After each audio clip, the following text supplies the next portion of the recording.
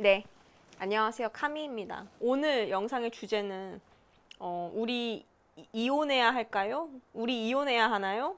와 관련된 주제예요. 지난 영상이 헤어져야 할까요?가 미혼 편이었죠. 이번 영상은 기혼 편입니다. 이혼해야 할까요? 아, 근데 제가 결혼을 안 했는데 이혼에 대해서 얘기하는 게 되게 주제넘는 것 같아. 아무리 봐도.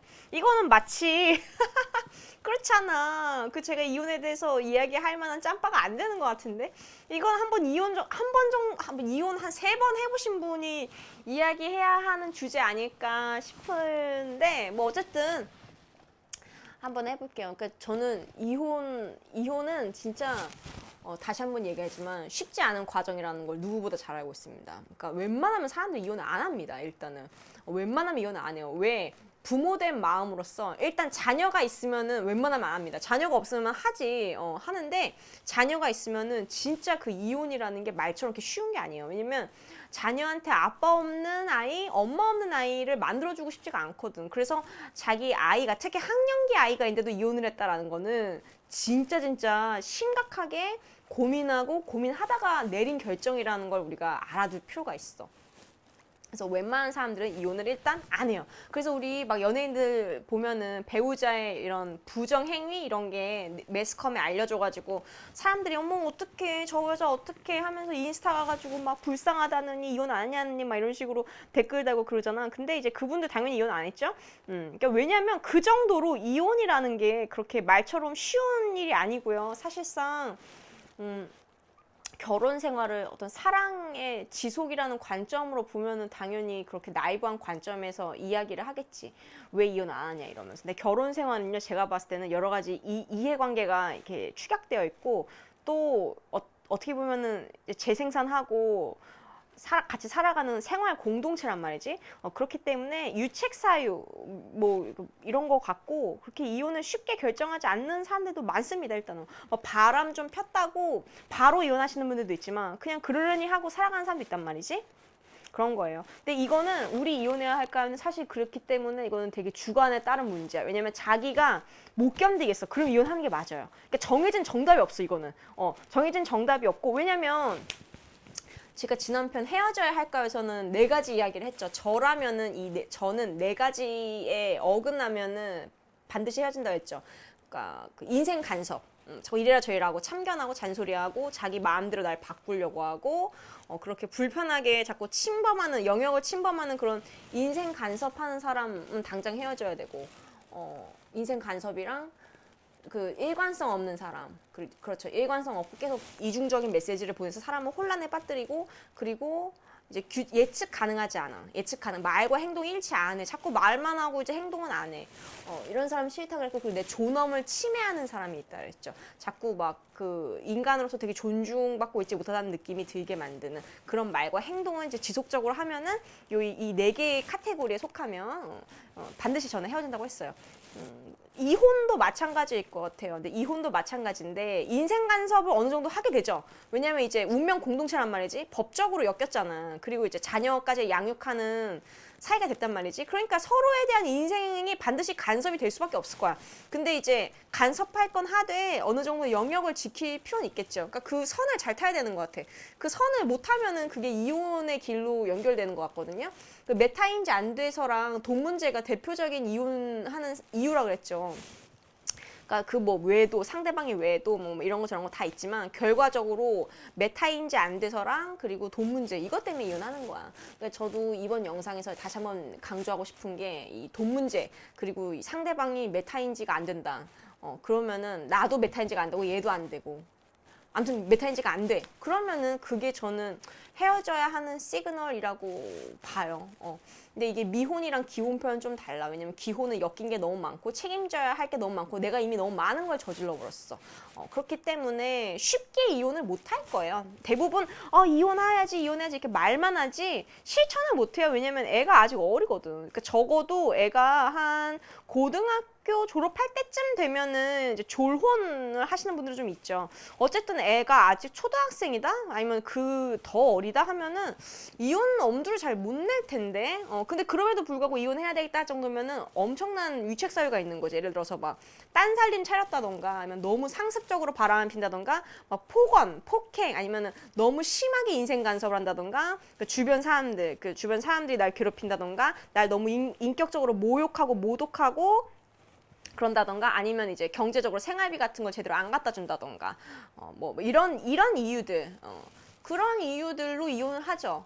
그러니까 애가 어린데도 이혼하는 정도면은 진짜 그 인간은 인간으로서의 되게 퀄이 엄청 떨어진다는 거야 보통. 그러니까 뭐 이게 제가 이야기하는 게 성격 차이 때문에 이혼하는 경우도 있어요. 그러니까 서로 가치관이나 이런 게 안 맞아서. 그러면 그거는 누가 잘못이라기보다 그냥 쌍방이 그냥 합의해서 헤어지면 되는 문제인데 명백한 한쪽에 유책 사유가 있는 경우는 진짜 그 상대방이 거의 쓰레기급 정도이기 때문에 그 갓난애기, 어린애기를 두고도 이혼을 하는 거예요.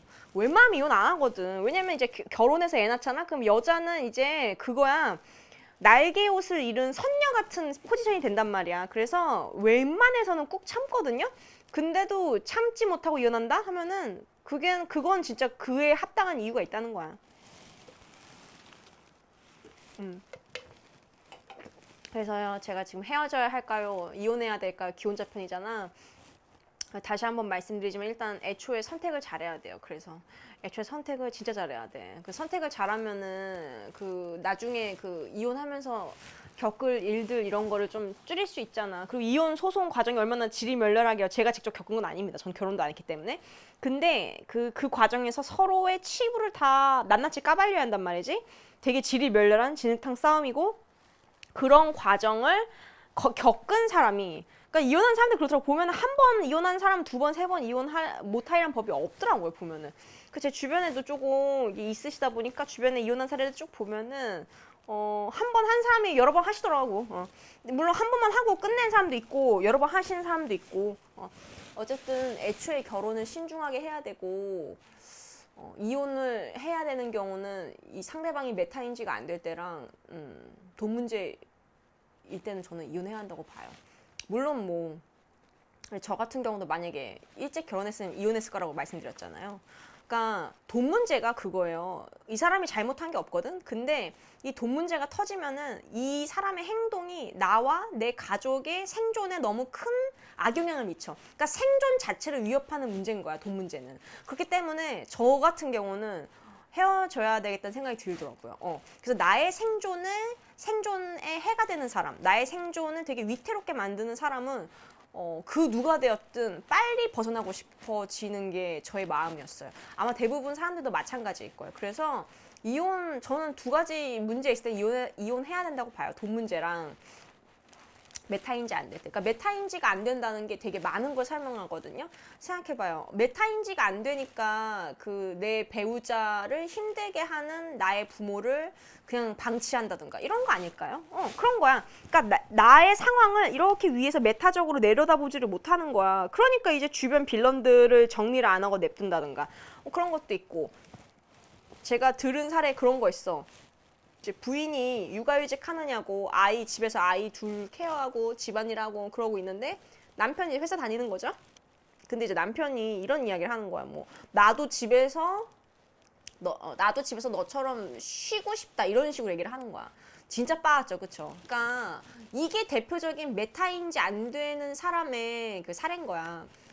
물론 메타인지가 안 되는 여자도 있을 거야. 근데 제가 들은 사례는 일단 남성분의 사례이다 보니까 그런 거지. 이런 사람이랑 살면 얼마나 이혼 충동이 계속 들겠어요. 그렇잖아. 그러니까 메타인지가 안 되니까 그런 말 한다니까. 그러니까 메타인지를 하면은 그거지.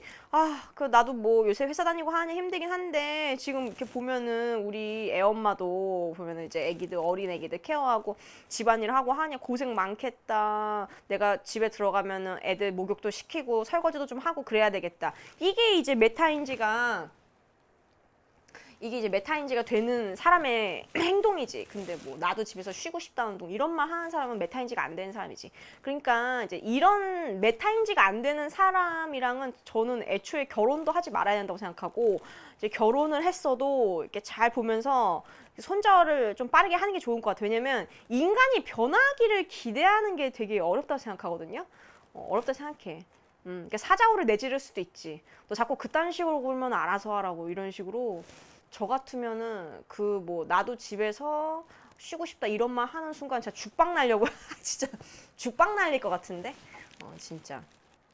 근데 그러니까 저는 살면서 그런 빠은 소리 하는 남자는 만난 적이 없어. 왜냐면 그래요. 좀 성향이 좀 저랑은 좀 다른 좀 순한 성향 그런 사람들 만나서 그런지 몰라도 감히 내 앞에서 나도 너처럼 집에서 쉬고 싶다 이런 말을 한다고? 아주 뚫린 입이라고 뭐 아무렇게나 짓거리네. 저라면 바로 이렇게 얘기합니다. 너 뚫린 입이라고 아무렇게나 짓거리네. 뭐 아주 요새 이러면서 바로 이제 공격해야죠. 저라면은 그딴 썩은 소리 하는 인간은 가만히 안 냅둡니다. 그러니까 이제 이렇게 메타인지가 안 되면은 지만 생각한단 말이야. 그러니까 이제 남의 입장에서 이렇게 헤아릴 수가 없어요. 그러니까 대화가 안 돼요. 그러니까 부부 관계라는 게 끊임없는 문제 해결의 연속이란 말이야. 근데 자기만 생각하고 이렇게 메타인지가 안 되고 남 입장 헤아릴 줄 모르고 자기 자신에서 객관적으로 성찰할 줄 모르는 사람은 문제 해결 능력도 당연히 떨어질 수밖에 없어.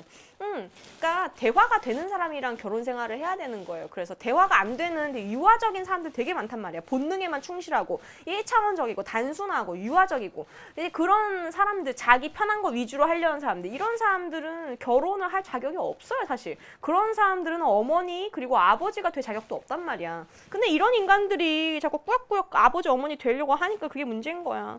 어쨌든요. 그래서 저 같은 경우는 만약에 결혼하잖아요. 그러면은 한 10년 정도는 애 초등학교 취약할 때까지는 혼인신고를 할 생각이 없어요. 일단 세금도 좀 불리해지고요. 이게 명의가 줄어드는 효과가 있다 보니까 세금도 좀 불리해지고 여러모로 이익될 게 없어. 그냥 싱글로 살 때가 제일 이익이야. 여러 가지로 계산을 해보면은. 그래서 저라면은 결혼한다 해도 절대 혼인신고는 안 할 것 같아. 그리고 그 지켜봐야지. 보통 한 10년 정도면 판가름이 나잖아요. 보면 결혼 잘했는지 안 했는지. 그 정도면 딱 지켜볼 만한 시기인 것 같아요. 그 정도 사이에 그냥 헤어지는 건 뭐 그냥 뭐 유러피안들처럼 그냥 동거하다 헤어지는 거지 뭐 사실혼 관계다 헤어지고 뭐 그런 거지. 막 깔끔하게 굳이 막 그런 거 기록 남기고 뭐 하고 그러고 싶지도 않고. 그래요. 그러니까 여러분 혼인신고는 좀 신중하게 생각해요. 인간의 이런 낱낱이 드러나는데 걸리는 시간이 이렇게 10년까지는 안 걸릴 거예요. 몇 년이면 드러날 거거든. 같이 좀 살아보면 드러날 거야. 그러니까 이 메타인지 안 되는 사람 그리고 이제 돈 문제 이거는 저는 이혼해야 되는 가장 정확한 그거라고 봐. 그러니까 바람 피는 것도 어떻게 보면 메타인지가 안 돼서 그렇거든. 잘 생각해봐. 이제 내가 애 엄마 또는 애 아빠야. 근데 이제 바람을 펴.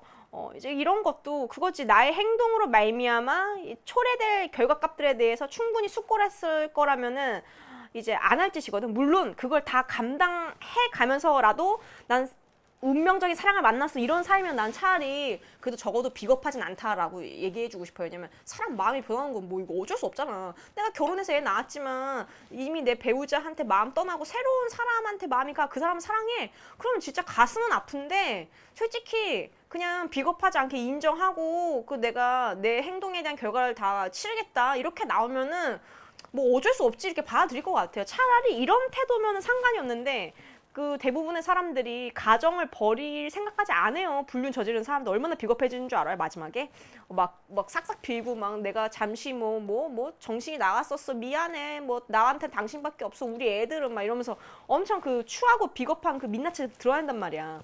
그니까 그게 메타인지가 안 되니까 그딴 짓들을 하는 거야. 내가 바람을 필 거면은 그 행동에 대한 책임을 질 각오를 하고 해야지. 근데 그런 각오는 안 돼 있고 그냥 좀 성욕은 풀고 싶고 그런 거잖아. 그러니까 아주 그냥 인간들 수준이 뭐 그런 거지 뭐.